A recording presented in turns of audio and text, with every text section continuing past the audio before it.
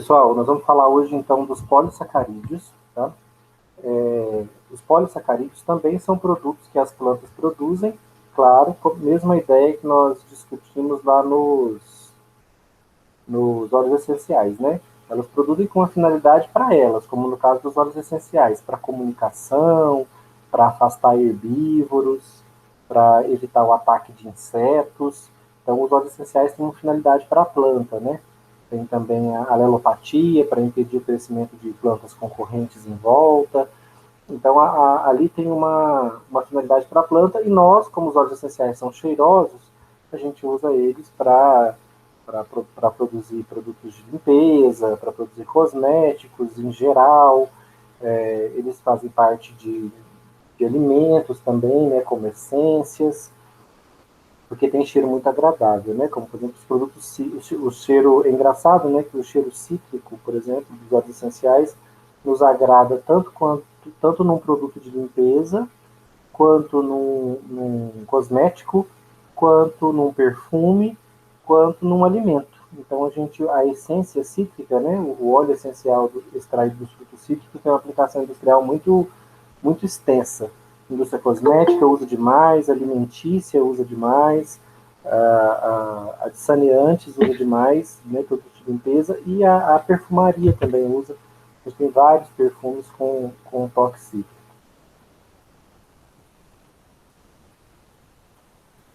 Boa noite, dona Thelma. Ó, então vamos lá. O slide de capa dos polissacarídeos eu usei, gente, porque muitos polissacarídeos de plantas, sabe quando vocês viram já uma planta machucada, assim, o caule, e dela escorre uma gosma? Quem é que assistiu aquele filme? Todo mundo aqui assistiu, né? Eu espero. O primeiro Jurassic Park, que tem Eu uma. assisti. Que todos os dinossauros. Ele consegue gerar aqueles dinossauros do parque porque ele encontra o DNA de um dinossauro dentro de um mosquito, não foi? O mosquito picou o dinossauro, sugou o sangue do dinossauro, né? Com células ali do dinossauro, e em seguida ele pousou numa árvore e uma resina acabou envolvendo o mosquito. Ela petrificou e aquele mosquito ficou conservado, né? E aí no filme eles extraem o DNA do dinossauro desse mosquito que está preso nessa resina. Essas resinas que as plantas produzem são polissacarídeos, né? E uma das coisas que a gente pode fazer com polissacarídeos extraídos de plantas são as gomas, essas gomas mastigáveis, né, que a gente usa como chicletes, mas hoje em dia os chicletes se modernizaram muito, né? Aquela empresa Fini, que faz chicletes de vários tipos diferentes, né? Aquilo tudo são gomas. Ela faz chiclete de forma de dentadura. Vocês devem conhecer, né? Essa marca, a Fini, tem uma, inclusive aqui tem alguns Finis aqui escondidos. Esses marshmallows, tudo isso são gomas que são polissacarídeos produzidos por plantas. Por que é polissacarídeo, gente? Um polissacarídeo é porque ele tem vários açúcares, várias moléculas de açúcar ligadas umas nas outras. Nós temos açúcares sem amina, sem nitrogênio. Aqui ó, é uma glicose, então é uma hexose. Ela tem 2, 3, 4, 5, 6 carbonos. Se vocês olharem, essa hexose é igual a essa. A glicose é uma hexose. É a principal hexose produzida pelas plantas. E para nós, que não produzimos a glicose como as plantas, né, que usam a energia do sol para gerar glicose, nós usamos a glicose para gerar energia. Ao invés de produzir glicose, a gente quebra a glicose. De fato, a gente até consegue produzir glicose no fígado, pela gliconeogênese, e nos rins. Mas isso é uma produção secundária. A nossa principal fonte de glicose é a dieta. E a glicose que a gente ingere veio das plantas. Quando as plantas produzem a glicose, que é uma molécula altamente energética, por quê? Porque isso aqui, gente, são moléculas de gás carbônico ligadas em moléculas de água. Para a planta conseguir ligar moléculas de gás carbônico em moléculas de água e gerar essa molécula complexa aqui, a glicose, ela usa a energia do sol. E esse processo é chamado de fotossíntese. Então, a planta, quando faz fotossíntese, ela produz uma molécula de glicose. Depois ela produz outra e outra e outra. E como é que a planta faz para guardar essa glicose, para armazená-la? A própria planta gera polímeros de glicose. Então, ela pega um produto do metabolismo basal para gerar produtos secundários, os polissacarídeos. Então, aqui é uma molécula de glicose ligada em outra, ligada em outra, ligada em outra. Gente, esse polímero que vocês estão vendo, para vocês, ele é linear ou ele é ramificado? E sabe o que é uma molécula linear e uma molécula ramificada? Essa aí é ramificada. Essa é linear. Linear? Sabe por que ela é linear? Ó, porque tem uma glicose ligada na outra, ligada na outra, ligada na outra. Se eu traçar uma linha aqui, não dá uma linha simples, ó? Dá. Pensa que aqui tivesse uma outra glicose ligada, outra, saindo daqui uma outra cadeia. Essa cadeia seria um ramo. Por isso eu tenho um exemplo aqui mais pra frente. Ó.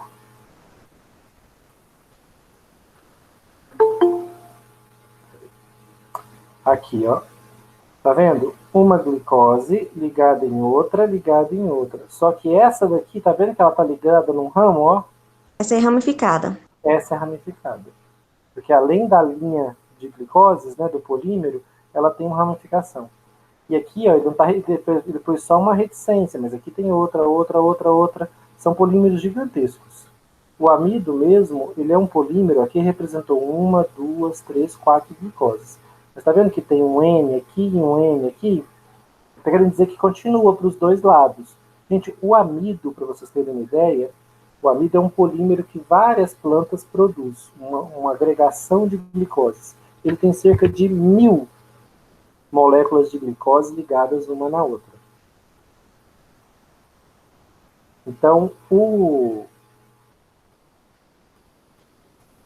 amido ele é um polissacarídeo formado por repetições da molécula de glicose. Então, ela vai se ligando umas nas outras e formando grandes polímeros. Esse é o principal polissacarídeo das plantas. Então, os polímeros de monossacarídeos, né? O que é um monossacarídeo? É a glicose. Então, quando eu ligo uma na outra, na outra, na outra, gera um polímero, uma repetição de glicose. Polímero, gente, é uma molécula grande que é gerada por uma unidade básica que se repete. Aqui a unidade básica que se repete é a glicose. Então, esses polímeros de monossacarídeos, os glicanos, eles podem ser lineares, como aqui, ou eles podem soltar ramos. Quando eles são ramificados, são duas opções de polímeros que as plantas podem produzir: lineares ou ramificados. Homogêneos ou heterogêneos. Vamos para esse conceito agora de homogêneo e heterogêneo. Gente, quando o polímero é produzido pelo mesmo monossacarídeo repetido, a gente diz que ele é homogêneo. Quando o polímero tem monossacarídeos diferentes, por exemplo, uma glicose e aqui, por exemplo, uma frutose, ou seja, ele tem dois tipos diferentes de sacarídeos, de monossacarídeos. Quando os açúcares que formam o polímero são diferentes, basta que eu tenha dois diferentes, um diferente do outro, formando o polímero, aí eu digo que o meu polímero é heterogêneo. Então vamos lá. Os polímeros de açúcares, os polissacarídeos, eles podem produzidos pelas plantas, eles podem ser lineares ou ramificados, ou seja, uma única cadeia linear ou uma cadeia que solta ramos. Eles podem ser homogêneos ou heterogêneos, ou seja, formados por uma mesma molécula de açúcar ou por moléculas de açúcares diferentes. Aí eu vou chamar de polímero heterogêneo. Já deve ter ouvido falar do ácido hialurônico. O ácido hialurônico é usado em muitos procedimentos estéticos. O ácido hialurônico ele faz parte do nosso intertício, da nossa matriz extracelular. Ele é um polímero heterogêneo. Um açúcar dele é diferente do outro. E aí essa dupla se repete várias vezes, formando uma grande cadeia. Né? O ácido hialurônico é um polímero bem longo. Outra característica dos polímeros, eles podem ser solúveis em água ou podem ser insolúveis em água. O amido mesmo é um exemplo de polímero solúvel em água. As gomas são solúveis em água, as pectinas são solúveis em água e as mucilagens são solúveis em água. Tudo isso aqui, gente, é polissacarídeo. Só que estruturalmente eles são diferentes. Tem açúcares diferentes, uns são ramificados, outros não, mas são todos polissacarídeos, são todos açúcares. Então, quando vocês ouvirem o termo amido, goma, pectina, mucilagem, todos esses termos se referem a cadeias de monossacarídeos, a polissacarídeos, ok? O amido a gente sabe que ele é solúvel em água, né? A gente usa muito o amido na nossa culinária. Então, o amido é um pó, né, normalmente muito branco, com uma consistência bem particular. A gente pode extrair amido da mandioca. Como é que chama o amido da mandioca?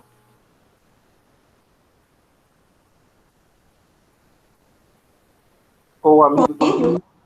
Ou milho, né? O amido do milho a gente compra uma marca famosa, né? A Maizena. Acabou virando sinônimo de amido de milho. Mas Maizena é uma marca, né? Ali tem um amido extraído do milho. O amido que a gente extrai da mandioca é o polvilho. E eu tenho outros tipos de polissacarídeos que não são como o amido. São gomas, pectinas, mucilagens, vamos ver todos eles. E os amidos insolúveis. Celulose. Celulose, gente, é um dos amidos mais comuns, uma das moléculas mais presentes na natureza, tá? Ela é componente integral da parede da célula vegetal. As nossas células animais não têm parede, a gente só tem membrana. Mas a célula vegetal tem parede. E essa parede é feita de celulose. Quitina e quitosana são estruturas da parede de fungos. Tá? A quitina e a quitosana, que é até bem famosinha, muita gente usa quitosana. Vamos somente conhecer esses polímeros polissacarídeos, cadeias de açúcares, insolúveis em água. Podem ser homogêneos ou heterogêneos, ou seja, formados pelo mesmo açúcar ou açúcares diferentes. Podem ser lineares ou ramificados, ou seja, ter uma cadeia única de carboidratos ou ter cadeias com ramificações. Tá certo? Se tiverem dúvidas, vocês vão me parando aí. Gente, os polissacarídeos eles podem ter diferentes origens, tá? Então, eu tenho polissacarídeos originados de bactérias. Plantas também geram seus polissacarídeos, inclusive as algas. Vegetais superiores também geram polissacarídeos, tá? Diferentes polissacarídeos. Inclusive, insetos e fungos também geram polissacarídeos. Então, nós vamos ver polissacarídeos extraídos de insetos e de fungos. Vamos ver polissacarídeos extraídos de vegetais superiores, árvores, né, como as gimnospermas ou as angiospermas, que possuem flores e frutos. Também de algas e também de bactérias. Vamos começar com as bactérias. Quais são os polissacarídeos que as bactérias produzem? Cadeias de açúcares. Elas produzem dextranas e também produzem a goma xantana.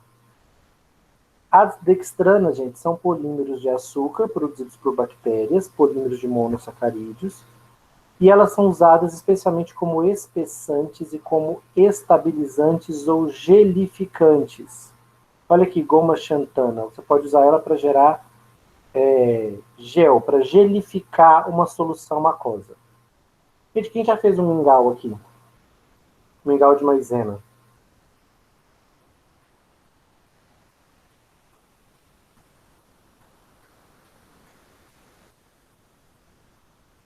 Repete, Brusco, eu não escutei.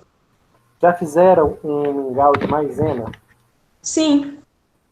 Sim. Como é que você faz? Você coloca o leite lá, o leite é bastante líquido, né? Tem que deixar o leite frio, né? Pra fazer o mingau. Não pode botar ele com leite quente, não, senão grudrulha.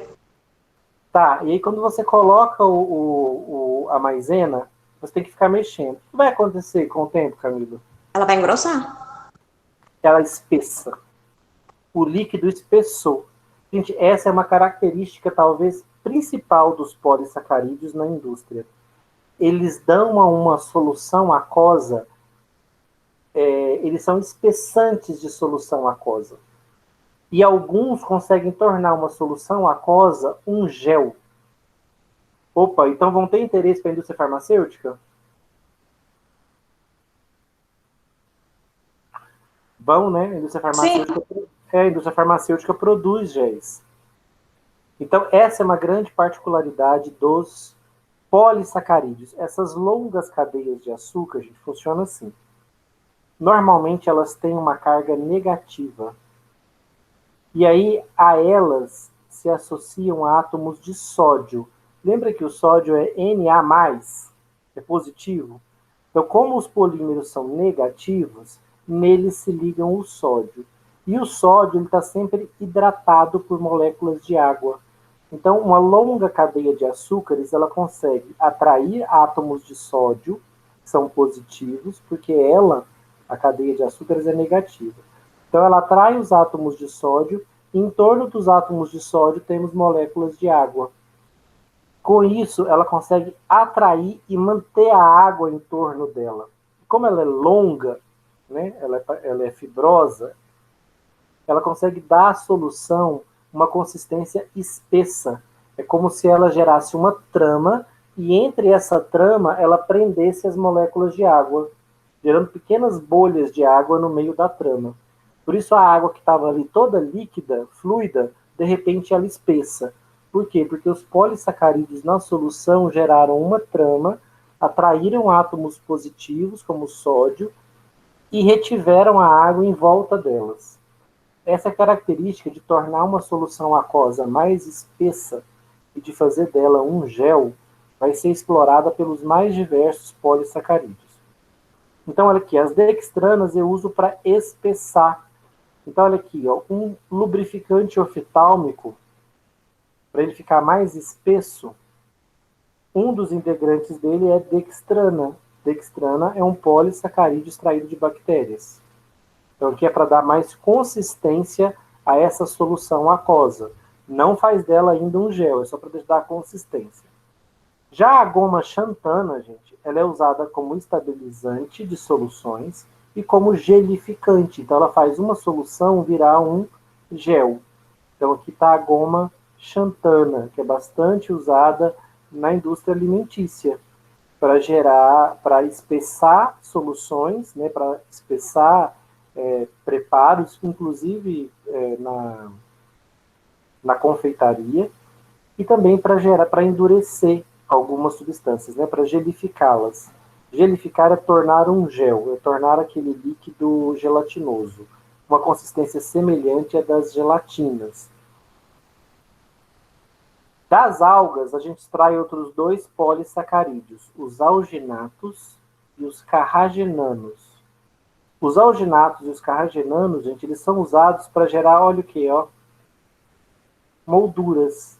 Aqueles materiais odontológicos que eles usam para fazer moldura dos nossos dentes, ou para tirar aqui o desenho, né, da superfície dos nossos dentes, para fazer aqueles blocos, quando a gente precisa pôr bloco no dentista, essa estrutura aqui, ó, é advinda de polissacarídeo de planta.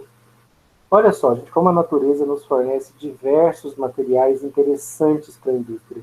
Que dia que vocês imaginariam que essa moldura é um açúcar, é um polissacarídeo extraído de planta?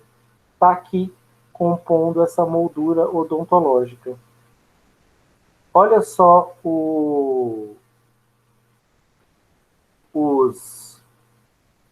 como se chama isso aqui, gente? Agora esqueci. Gaze, né? Essas gases também são produzidas por alginatos, né? Essas, semelhantes aos band-aids que a gente coloca sobre ferimentos, elas também são produzidas por polissacarídeos, formando uma trama que lembra um tecido, assim como aqui lembra uma resina. O agar é muito famoso e muito usado em ciência. Qualquer pessoa que já pisou num laboratório de ciências biológicas conhece o agar-agar. Ele é extraído de algas, também é um polissacarídeo, um polímero de açúcares. Ele pode ter função laxativa, se for ingerido, e ele é gelificante de meios de cultura. Você vai ver que quando você prepara um meio de cultura, eu já preparei alguns, né, quando estão em laboratório, você prepara ele líquido, e aí você adiciona o agar e deixa ele aquecido. Enquanto ele está aquecido, aquela solução fica aquosa. Quando ele esfria, o agar transforma aquela solução numa gelatina. Então você precisa colocar ele nas placas antes dele endurecer, antes dele virar uma, uma, uma superfície gelatinosa sobre a placa. E é em cima desse agar que as bactérias, os fungos vão crescer. Então o agar é extensivamente usado em laboratório e ele faz a mesma coisa que a gelatina faz. Ele deixa a solução aquosa gelatinosa, enrijecida, né? E esse enrijecimento permite que acima desse meio de... Lógico, o meio de cultura não é só agar, não, tá? A gente põe água, nutrientes para o micro-organismo e o agar. O papel do agar naquela solução ali é deixar o meio de cultura endurecido. E aí ali está cheio de nutrientes. Você espalha o micro-organismo ali em cima e ele cresce. Os fucanos são outro tipo de polissacarídeos extraídos de algas que tem função trombolítica. Esses polissacarídeos extraídos de algas, eles têm outros dois usos também. Eles podem ser usados como protetores da mucosa gástrica e como produtos hipocalóricos, porque eles são pouco digeridos. Então, esses polissacarídeos das algas, a gente não tem enzimas digestivas para digeri-los adequadamente. Então, eles são só parcialmente digeridos. Então, quanto mais esse produto tiver num produto alimentício, por exemplo, menos calórico ele é, porque eu não consigo absorver aquele polissacarídeo inteiro, então ele é menos calórico. E também são um pouco tóxicos, né, gente? Porque são açúcares. Então não nos fazem mal, não vão provocar problemas de saúde. Os protetores da mucosa gástrica a que ele se refere são o sucralfato. Não sei se vocês se lembram dele, do sucralfato, que nós estudamos lá na farmacologia 1, que revestia a úlcera lesionada. Ele é um polímero de açúcares, o sucralfato.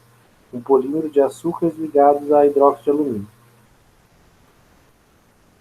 Amido, né? Todo mundo, se abrir a despensa aí de casa, tem maisena, amido de milho, ou tem polvilho. O amido é muito usado na culinária.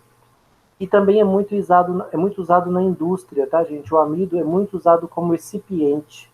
Então, muitos desses comprimidos que a gente vê, para dar peso, para dar tamanho para o comprimido, é usado amido.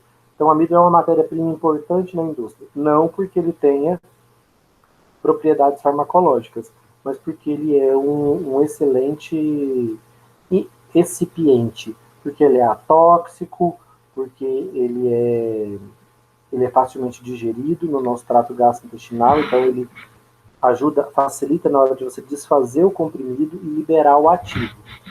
O amido, gente, ele é um polímero de glicoses, só que ele tem uma particularidade. A gente fala amido, mas na verdade o amido são duas cadeias de açúcares diferentes.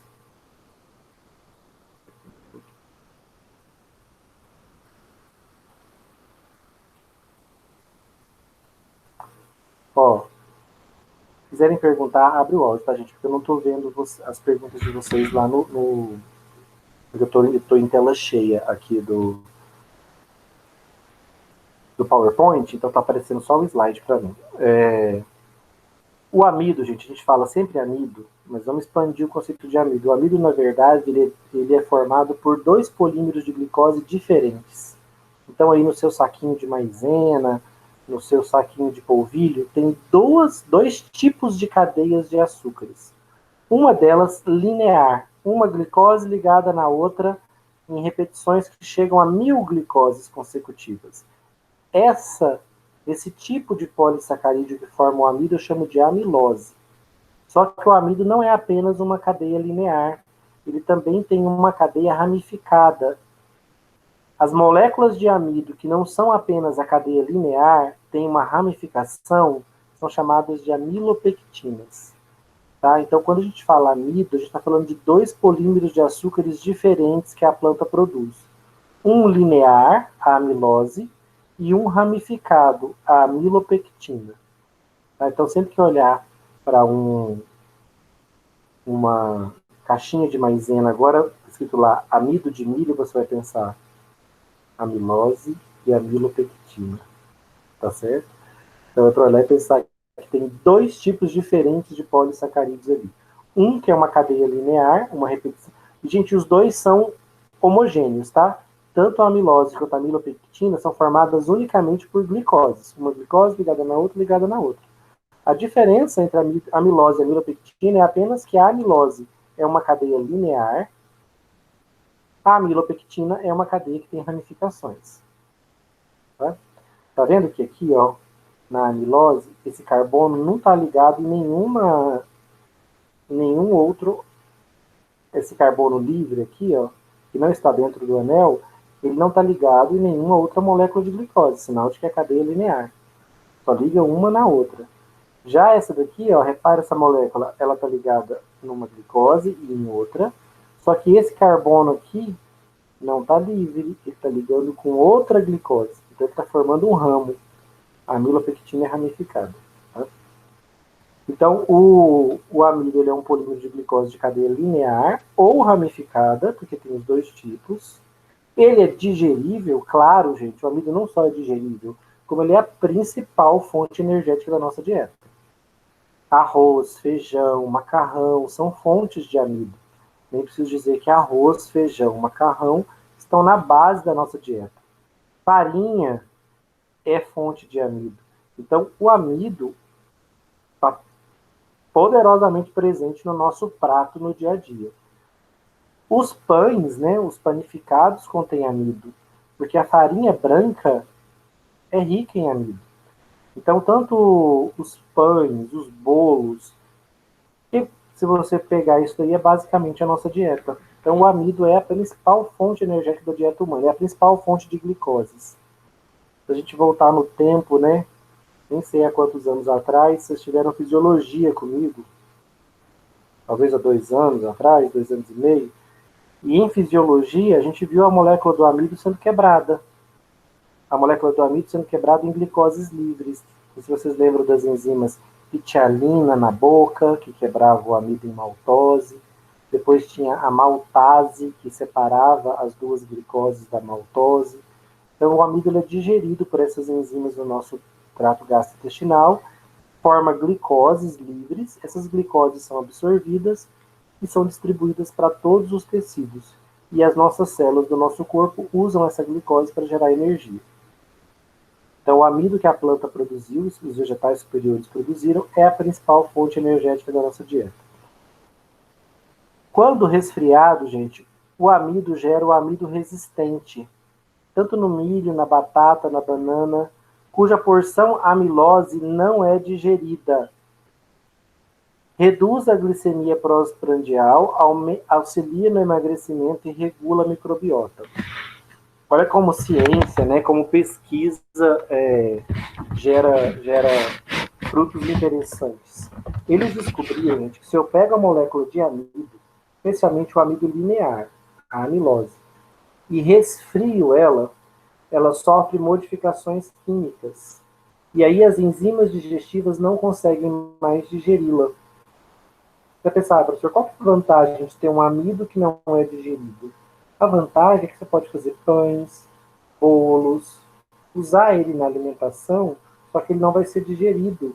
Então você vai ingerir açúcares que não vão passar para a sua corrente sanguínea. Isso vai provocar o quê? Emagrecimento, porque você vai ingerir um alimento, vai gerar saciedade, só que ele não vai ser digerido, ele não forma glicoses livres. Então ele não vai sustentar o seu metabolismo. Então ele diminui não diminui a sua ingestão, né? Você continua comendo, mas diminui a absorção de glicose, porque ele não é digerido. Para quem é diabético, esse amido resfriado é muito interessante, porque ao se tornar resistente à digestão, a pessoa come o alimento, que ela acha gostoso, só que a glicemia dela não sobe, porque a amilose não foi digerida. Então, resfriar a amilose muda as ligações químicas dela e torna ela resistente à digestão.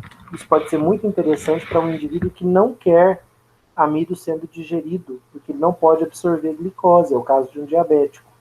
É interessante para quem quer emagrecer, porque ele pode continuar comendo, só que os alimentos ricos em amilose, por exemplo, um pão feito com amilose resfriada, ele vai ser bem menos calórico, porque a amilose resfriada não vai ser digerida.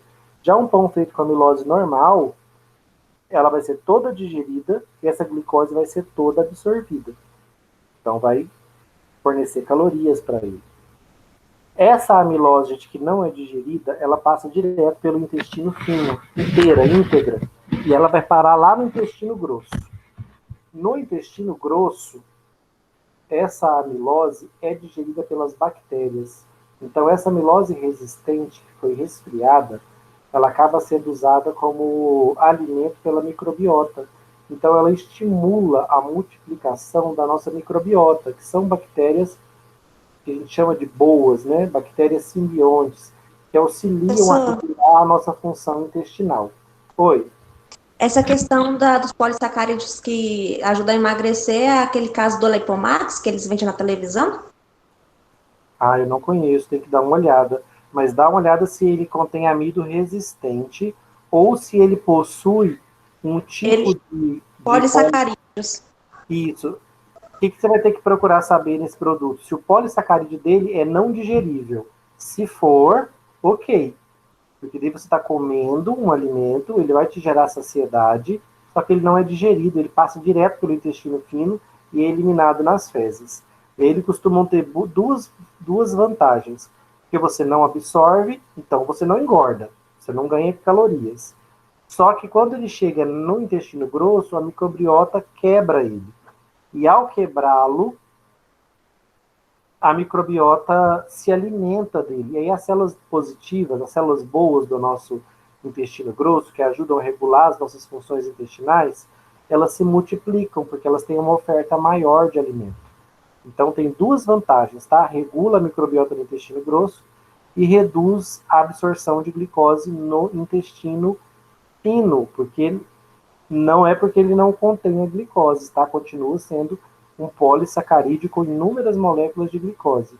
Ele só não aumenta as calorias da nossa dieta porque ele não é digerido, ele não é quebrado.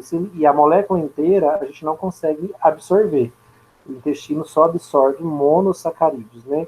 Moléculas de glicose isoladas. Então, sim, um produto para... Esse produto que você falou, Camila, é para emagrecer ou é para regular a microbiota? Não, é para emagrecer, é a tal da Lipomax, que vende até na televisão, a propaganda. Deixa eu ver se eu consigo fazer uma pesquisa rápida aqui para descobrir qual polissacarídeo que eles usam. Mas amido normal não pode ser de jeito nenhum, né? Vocês entenderam que o amido normal eu vou digerir e vou absorver grande quantidade de glicose. Tem que ser um amido que eu não absorva. A banana, as médicas falam que, as nutrólogas, né? Fala que o melhor jeito de comer a banana é ela verde, porque ela madura já engorda. E a banana verde, ela já não engorda. E congelando, melhor ainda. Se congelar a banana e comer ela depois que congelada. Que aí vira amido também, e um amido bom. Elas devem estar falando disso, que a banana congelada se transforma em amido resistente. Cuidado, viu, com essa informação. Eu não tenho certeza disso. Eu não sei se esse congelamento, você tem que pensar o seguinte. Tudo em indústria, a gente precisa de padrão. Quem trabalha em indústria farmacêutica sabe que precisa de padrão. Então, por exemplo, para eu transformar o amido de um alimento qualquer em amido resistente, primeiro, a porção amilopectina dele não vira amido resistente. Tá bom? A porção que vira amido resistente é apenas a amilose. Lembra que o amido pode ser uma mistura de amilose com amilopectina. Então, cuidado, na hora que você congela um alimento, a amilose pode se converter em amido resistente, mas a amilopectina continua sendo digerível. Então, ela continua te fornecendo glicose, calorias. Outra coisa, esse congelamento, eu mesmo não sei, mas qual a temperatura ideal? Por quanto tempo? Será que um congelamento de geladeira seria suficiente? Ou será que eu precisaria de um processo de congelamento mais intenso? Por quanto tempo ele precisa ficar resfriado para a amilose ser convertida? Quantos por cento da amilose se torna amido resistente após o resfriamento? Do milho, da batata, da banana. Então, esses dados a gente precisa se informar para ter certeza do que tá fazendo. Estou tentando achar que o Lipomax, mas esses alimentos não têm bula, então não dá nem para saber o que tem nele. Mas ele tem uma caixinha de medicamento. Vou ir falando com vocês aqui, vou tentar abrir, para ver se eu descubro pelo menos o polissacarídeo. Ó, existem um grupo de polissacarídeos, gente, produzidos por vegetais superiores e que são usados bastante na indústria farmacêutica, que são as ciclodextrinas. Olha por que elas são chamadas de ciclodextrinas, alfa, beta ou gama. Porque elas são polímeros de açúcares. Só que qual que é a diferença que vocês estão vendo aqui nessas moléculas? Em ciclo, professor? Elas formam um ciclo. E o fato de formar um ciclo, gente, permite que aqui no interior delas, elas carreguem substâncias de interesse. Qual a substância de interesse que um farmacêutico pensaria em carregar dentro de uma ciclodextrina?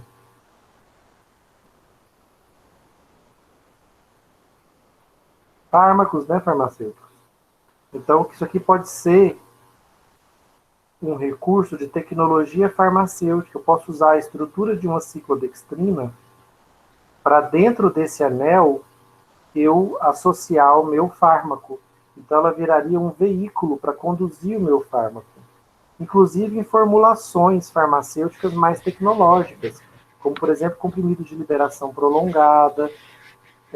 Então eles são material, as ciclodextrinas também são chamadas de material de carga. O que é ser material de carga? Material de carga é porque ela dá peso para o comprimido. Você pode usar a ciclodextrina, assim como a amido, para dar peso para o comprimido. E aglutinante. Aglutinante, gente, é aquela substância que mantém um comprimido, que é uma forma sólida, íntegro. Se você não colocar aglutinante nele, ele não compacta. O pó, você compacta, a hora que você tirasse ele da compressora, ele voltaria a ser pó de novo, ele esfarelaria.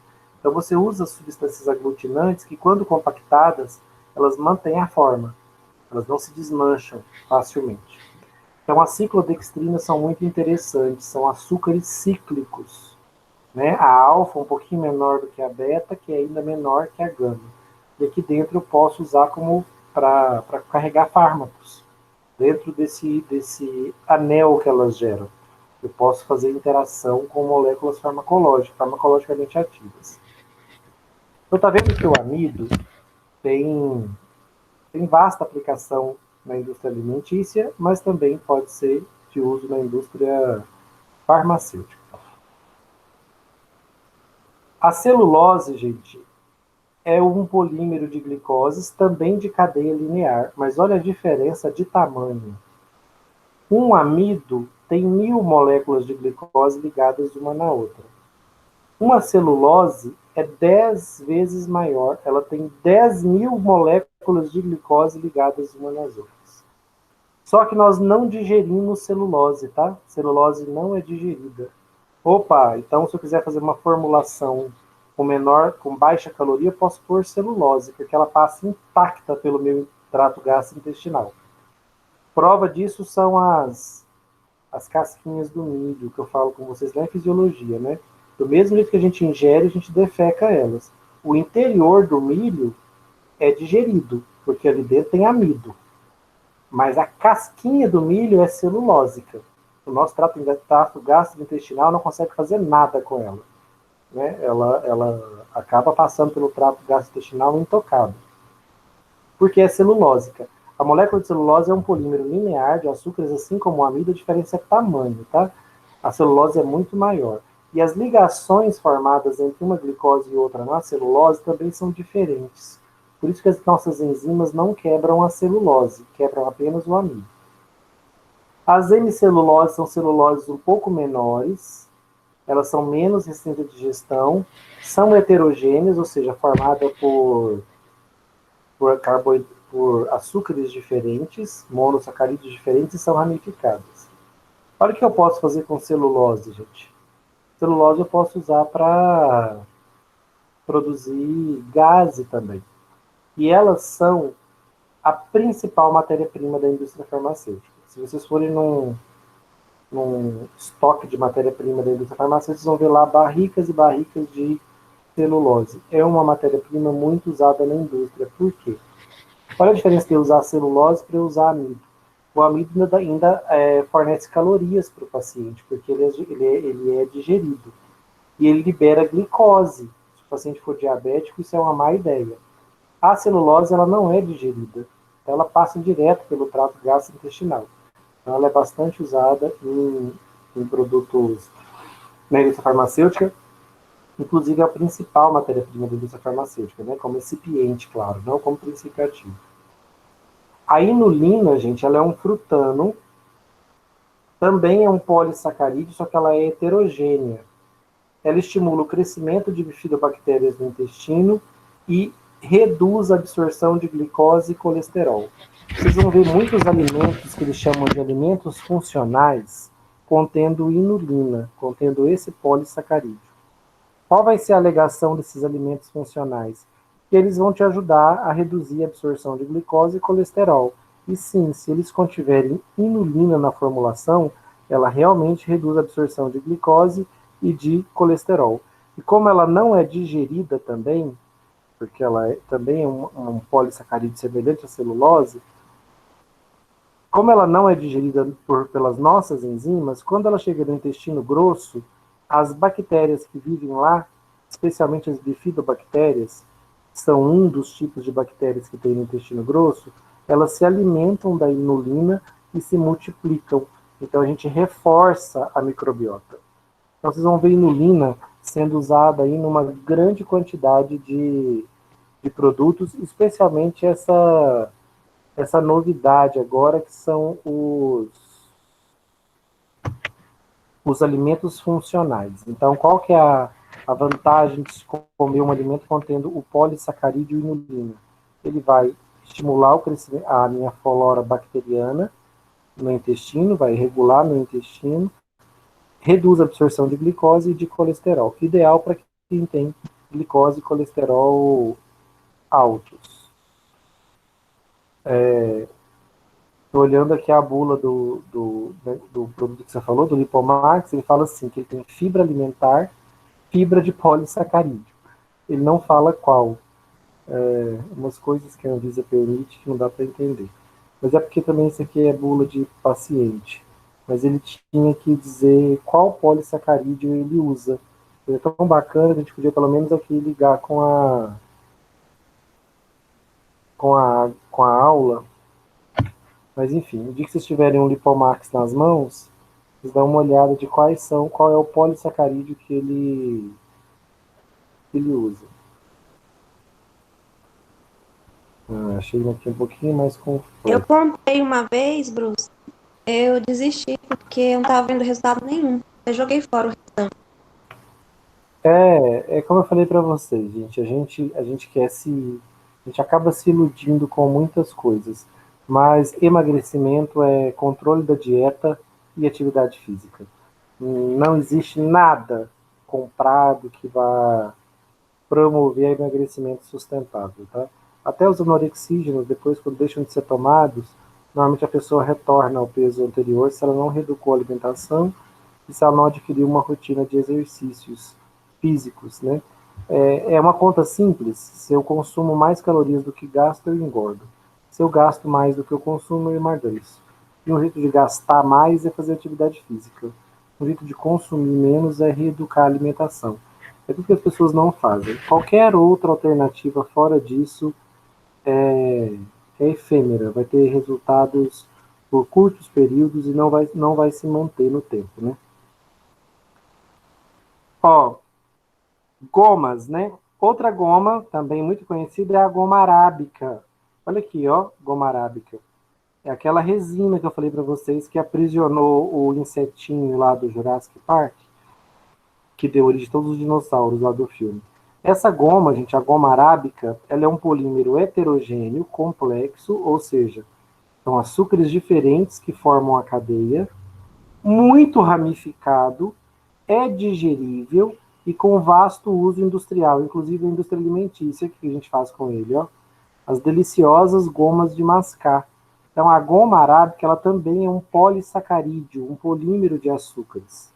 Eu coloquei um exemplo aqui da espécie que você extrai a goma arábica, é a Acácia senegal, uma árvore bem espinhosa e que dá essas bagas e essas florezinhas amarelas. Não sei se vocês já tiveram, se vocês têm costume de ir a Brasília, mas quando você está chegando em Brasília, passando ali pelaquela primeira cidade, que é Samambaia, as pistas são bem separadas e no meio tem um canteiro com várias árvores, todas iguais, umas arvorezinhas bem diferentes. Eles são acácias. Elas não são tão comuns aqui para nós, é uma árvore africana. Mas ali está cheio de acácias. Assim que você está passando por Samambaia, ainda entrando em Brasília, né? Longe ainda do plano piloto.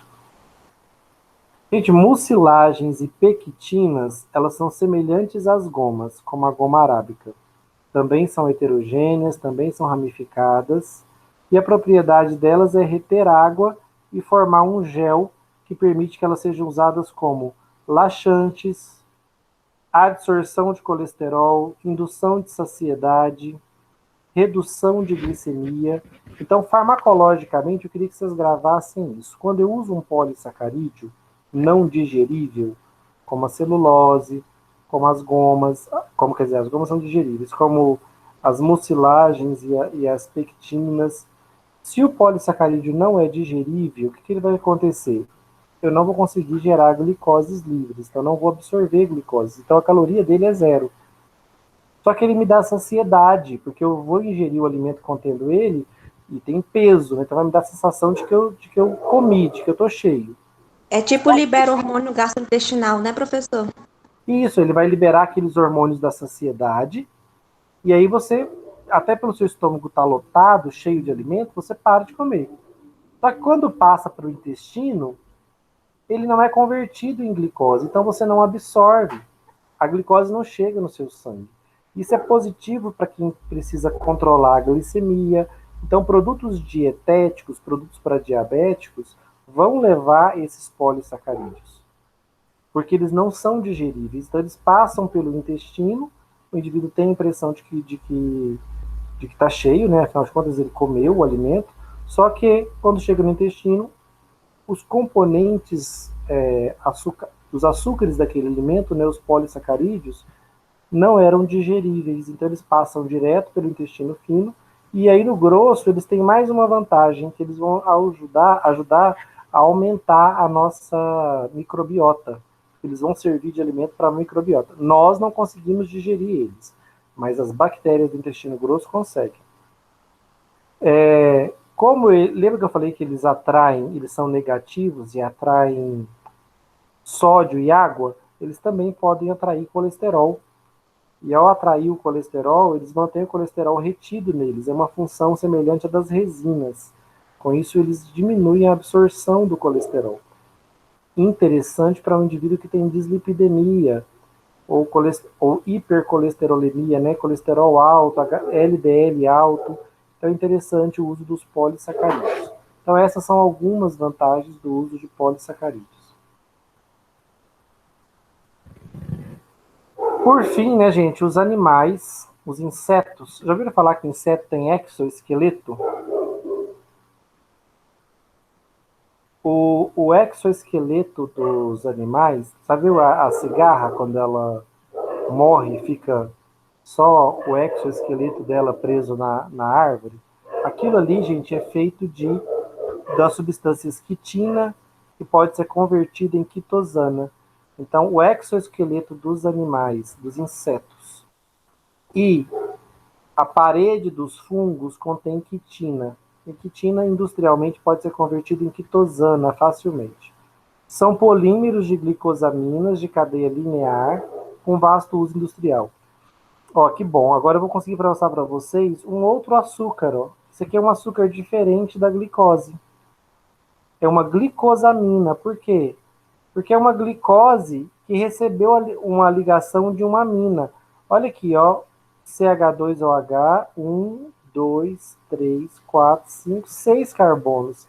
É uma hexose. Isso aqui é uma glicose, gente. Só que um dos carbonos está ligado numa amina, num NH. Essa amina faz com que esse polímero de açúcar, ele se chama glico, de glicose, de glicano, né, de açúcar, zaminas, glicosaminas. O ácido hialurônico da nossa matriz intersticial também é uma glicosamina. Então aqui é um polímero, ele está representando só 2 unidades. Ele está indicando aqui com esse N, ó, que elas se repetem. Então são longos polímeros de açúcares contendo amina, por isso glicosaminas. A quitosana e a quitina são glicosaminas. A quitosana é obtida a partir da quitina, tá vendo? Você dá temperatura em ambiente aquoso, básico, você gera quitosana. Gente, eu posso usar isso na agricultura para produzir adubo e defensivo agrícola.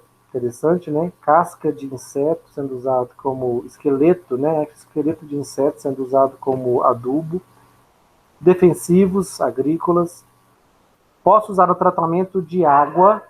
Olha que interessante. Esse polímero tem o poder de floculação. O que é floculação? As substâncias as impurezas da água se ligam nele e precipitam. E aí você consegue tirar as impurezas. Então, no tratamento de água, você adiciona quitosana, ou quitina, né? As substâncias, as impurezas presentes naquela água se ligam na quitosana e aí ela precipita, você consegue remover. Você consegue remover, inclusive, íons. Lembra que os íons se atraem, né? Os íons positivos se atraem pelos polímeros porque eles são negativos. Então, pode reduzir odores, é um polímero ecológico. Então, a quitosana tem muito uso industrial. Na indústria alimentícia, ela é usada em fibras dietéticas, por quê? Porque ela também não é digerida, então eu não absorvo, ela absorve colesterol, é usada como conservante em molhos, tem atividade fungicida e bactericida, então ela é um conservante de alimentos. Na indústria cosmética, vocês vão ver muita quitosana em esfoliante para a pele, tratamento de acne, hidratação capilar, em creme dental. E na indústria farmacêutica, gente, vasto uso. Para melhorar a imunidade, para tratar câncer, para melhorar a hemostasia, a coagulação, ou seja, o fluxo sanguíneo, em suturas cirúrgicas, implante de dente, reconstituição óssea, lente de contato é feita a partir de quitina e quitosana, liberação controlada de drogas em animais e humanos, encapsulamento de materiais. Para tudo isso a gente usa quitina e quitosana. Então, quais são as propriedades de interesse, né, dos polissacarídeos que as plantas produzem, dos polímeros de açúcares, homo ou heterogêneo, lineares ou ramificados? Eles podem regular a microbiota, já falei isso 1 milhão de vezes, eles não são digeridos no intestino fino. No intestino grosso, as bactérias digerem ele e se multiplicam. Então, ele aumenta a densidade da nossa microbiota. Então, aqui elas podem produzir mais gases, isso pode gerar flatulência e distensão abdominal, tá? Isso é um efeito ruim. Eles ajudam a reter água, então eles têm um efeito de gelificação, eles formam um gel. E no intestino, gente, essa retenção de água pode ter efeito laxativo. Então, para a indústria farmacêutica, eles podem também ser usados com função de laxante. Lembra que eles atraem os átomos de sódio e água. Então, o interior do intestino fica mais hidratado, com mais água, e aí as fezes são eliminadas de forma mais rápida. Eles são espessantes não digeríveis, que aumentam o tempo de esvaziamento gástrico, então induzem a saciedade. Se você ingere, por exemplo, celulose, ela vai encher o seu estômago, só que ela não vai ser digerida, ela vai demorar a passar para o intestino fino, onde também não vai ser digerida. Então elas induzem a saciedade sem aumentar o peso. Vou pular aqui para recipientes farmacêuticos. A gente viu que o amido é um recipiente farmacêutico importante, as dextranas são, as ciclodextrinas são, a celulose é o principal. Eu posso usar ele tanto em formulações orais quanto de liberação prolongada. A absorção de moléculas orgânicas, tá? Então, muitas vezes, essas moléculas grandes, que são os polissacarídeos no intestino, elas ajudam a absorver carcinógenos, colesterol e sais biliares. Essas moléculas se ligam no polissacarídeo. Como ele não é digerido em muitos casos, ele acaba indo direto para o intestino grosso. Lembrando que não é todo amido que não é digerido, não, tá? Não é todo polissacarídeo que não é digerido. Alguns são, como o amido. Outros, como a celulose, as mucilagens, não são. Uma desvantagem do uso desses polissacarídeos como medicamentos é que no intestino eles se ligam a cátions e a ânions, eles se ligam a íons, vitaminas e aminoácidos. Isso é muito ruim, tá? Porque quando aminoácido, vitamina se liga nesses polissacarídeos, eles acabam sendo eliminados nas fezes. Eles vão embora junto com as fezes. Então a gente perde vitamina, perde aminoácido. Então, por exemplo, uma pessoa que toma esse medicamento que a Camila mencionou aí, ela pode não estar ciente de que, ao tomar um polissacarídeo não digerível, ele também vai se associar a aminoácidos, vitaminas, ânions. Então, ela pode ter uma queda na absorção de minerais importantes, de vitaminas importantes e de aminoácidos. Então, isso é uma consideração que se deve fazer antes de fazer o uso de um polissacarídeo não digerido, tá? A gente tem que estar atento a isso, porque essas substâncias vão se ligar neles e vão embora com eles rumo ao intestino grosso e acabam sendo defecadas. Alguma dúvida, gente, sobre os polissacarídeos, as cadeias de açúcares? A gente conseguiu ver uma ramificada aqui e heterogênea, que é o caso da quitina, que é linear, né, mas ela é heterogênea, são açúcares diferentes. E vimos as cadeias lineares, que os açúcares são sempre os mesmos, lineares e homogêneos. E vimos as ramificadas, que também saem um ramo.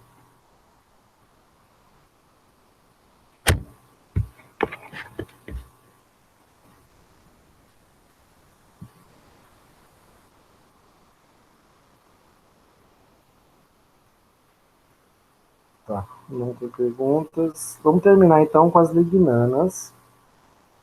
Olha, as lignanas, elas são componentes estruturais dos tecidos rígidos dos vegetais, especialmente caules lenhosos. Então, planta que tem caule lenhoso, caule rígido, ali naquele caule contém lignanas, tá?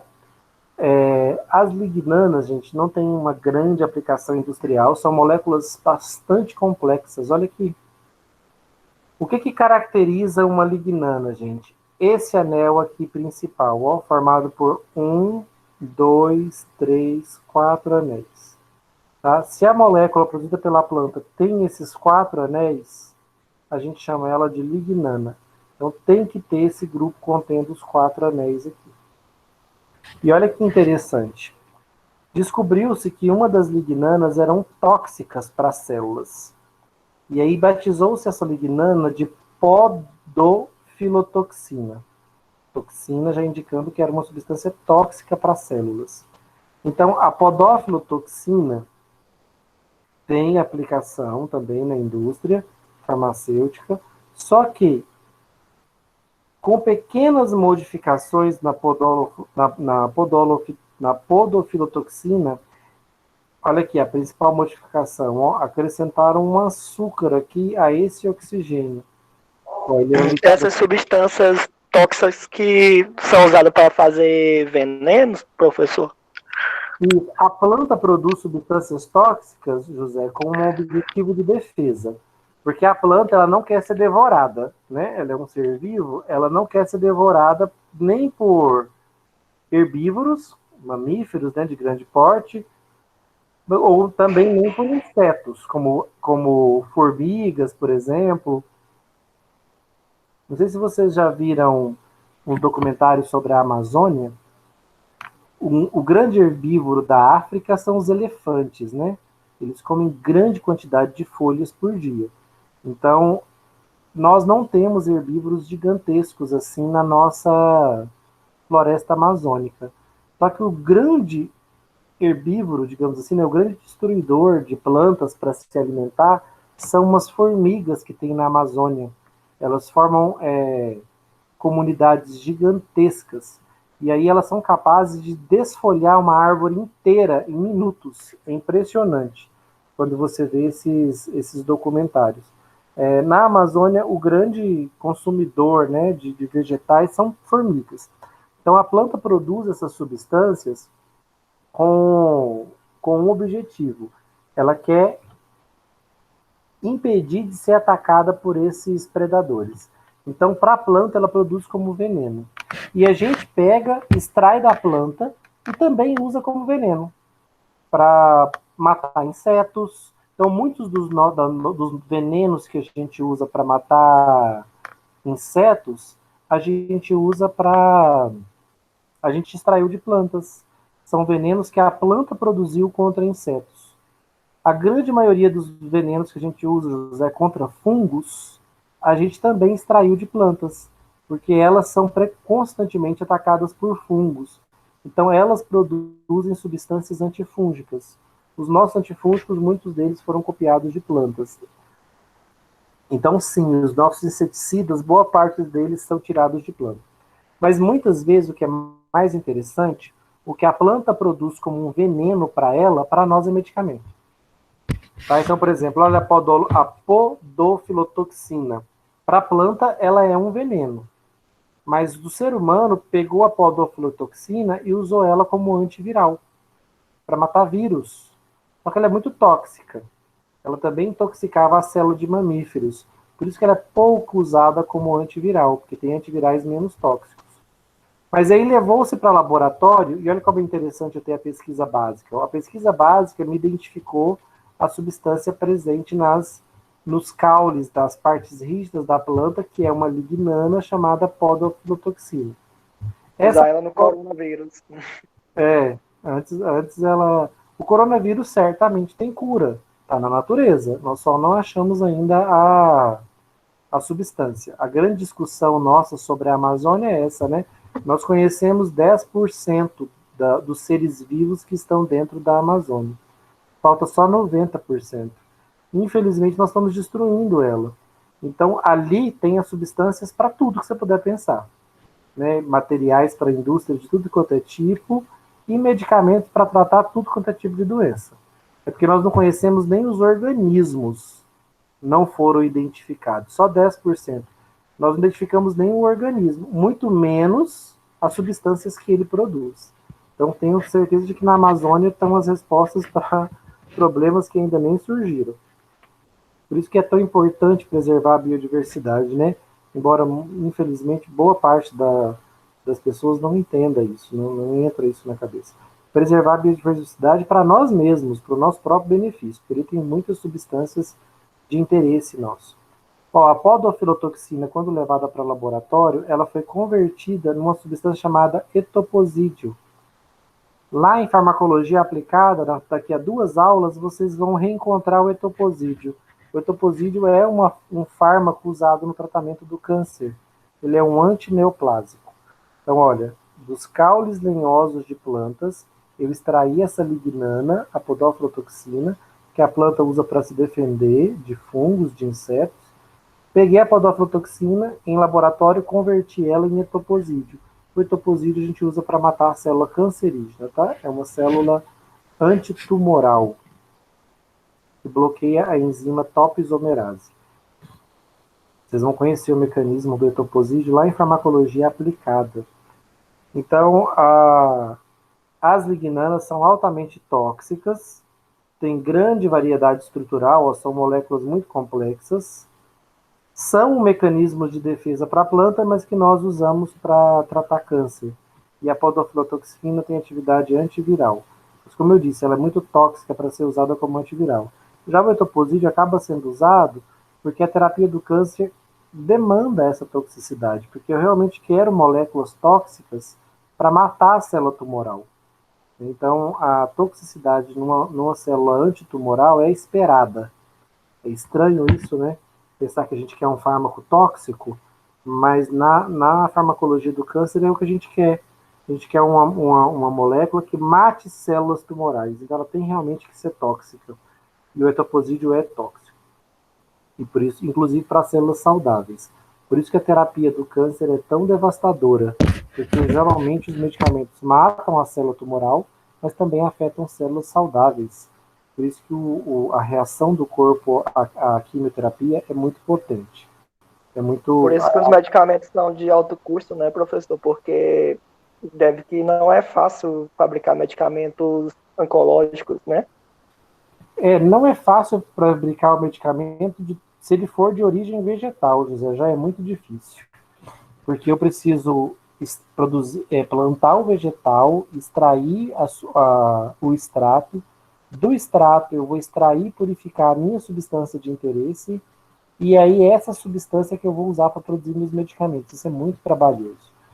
Né? Então, o custo alto de um medicamento está muito relacionado a quanta tecnologia demanda para produzi-lo. Por exemplo, para a gente falar de um tema super atual, né? A vacina que estão estudando para o Covid é uma vacina muito tecnológica, essa está sendo feita no Brasil. As pessoas ficam empolgadas quando vem falando que está fazendo um teste clínico no Brasil, mas elas não estão pensando em custo. Essa vacina que está sendo feita no Brasil, ela é uma cápsula viral, e dentro da cápsula viral eles estão inserindo uma proteína da membrana do Covid, do SARS-CoV-2, né? Isso, gente, é tecnologia pura, tecnologia do DNA recombinante. É difícil fazer uma vacina dessa em pequena escala. Imagina em grande escala para atender populações inteiras de países. Então, primeiro, ela vai ser cara pra caramba. E segundo, vai demorar muito para produzi-la, porque não é um processo industrial fácil. Não sei se vocês se lembram, acho que você não estava, José, mas os meninos estavam numa aula que eu mostrei a síntese da artemisinina, que é um produto usado no tratamento da malária. A artemisinina, a planta demora 1 ano e meio para produzir a artemisinina. Tanto que o processo produtivo é lento, porque é uma molécula complexa também a artemisinina. Em laboratório, nós conseguimos produzir ela, só que a gente demora 3 meses. Foi o melhor que a gente conseguiu. Melhor que na planta? Melhor, né? Na planta durava 1 ano e meio. Em laboratório, a gente demora 3 meses só produzindo o ativo artemisinina. E ainda teríamos que produzir depois o medicamento. Tá vendo como é demorado? Então, vamos supor que se nós tivéssemos uma vacina hoje aprovada para o Covid, todo mundo comemorando, hoje, provou, terminou o último dia de teste. As pessoas leigas, elas pensam que no dia seguinte já tem vacina nos hospitais. No mês seguinte, não, gente, pra vocês terem uma noção, a vacina da H1N1, uma vacina teoricamente simples, sabe quanto tempo ela demora para ser feita? 9 meses. 9 meses para produzir a vacina de H1N1, que é uma vacina simples, uma vacina de vírus. E foi feito rápido ainda, né? Para ela ser produzida, entendeu? Uma vacina que já existe. Se você quer comprar H1N1, né, você, governo, você encomenda hoje da indústria, ela vai te entregar daqui a 9 meses. Então você imagina da Covid quando estiver pronta. Ela não vai ser, nós não vamos ter vacina do dia para noite. Depois de aprovada, o dia que a vacina sair, vamos supor que sai em dezembro, todo mundo comemora. Janeiro já tem vacina para a gente tomar? Não. Fevereiro? Não. Março? Não. O processo de produção dela pode demorar 6 meses ou até 9 meses, como é o caso da vacina do H1N1. Tá? Então, por isso que é tão pessimista o cenário que a gente está vivendo, porque realmente as soluções terapêuticas são muito limitadas. Gente, esses foram os polissacarídeos, tá? Eu quero sempre que vocês... Nós vamos passar na próxima aula por flavonoides, saponinas, depois vamos ver taninos e alcaloides, que são os principais produtos de plantas, e aí vamos para a nossa prova. Eu quero sempre que vocês vejam os metabólitos secundários com sua dupla função. Pensem primeiro que é uma molécula que a planta produz para ela, com uma função para ela. Então tentem pensar para que a planta produziu aquilo. E depois nós, seres humanos, a gente vai lá, pega essa substância e dá uma finalidade interessante para nós, para a humanidade. Seja para usar a substância num desinfetante, num antisséptico, num medicamento, num cosmético, num alimento. A gente dá uma função para aquele produto, mas a planta produz com uma finalidade para ela. Ah, eu não falei, deixa eu mostrar aqui, que é bacana de falar. Tá vendo as gomas? Gente, a goma, gente, é para cicatrização. A planta produz goma onde ela foi machucada, onde ela foi ferida. Então, a função, quando você vê uma goma saindo de um caule, é porque naquele ponto a planta sofreu um ataque, ela sofreu uma lesão. E aí ela libera essa goma. Nós usamos essa goma para produzir balas, a goma arábica. Então, ou para produzir medicamentos. Então, as gomas têm uma finalidade para a planta. Sempre tem, tá, gente? A planta produz determinada substância com uma finalidade para ela, não é pensando na gente, não. A gente é que pega a substância que ela produz, estuda, pesquisa, desenvolve tecnologia e gera um produto a partir daquela substância. Olha aqui, ó. O que era um produto para facilitar a cicatrização do vegetal, para ele se recuperar de uma lesão, nós usamos para produzir balas. Né? É usado aí por toda uma área da indústria alimentícia. Ok? Era isso que eu queria falar com vocês hoje sobre polissacarídeos e lignanas. Então, na próxima aula, a gente vai ver flavonoides e saponinas, que são produtos também com grande aplicação industrial e farmacêutica, inclusive.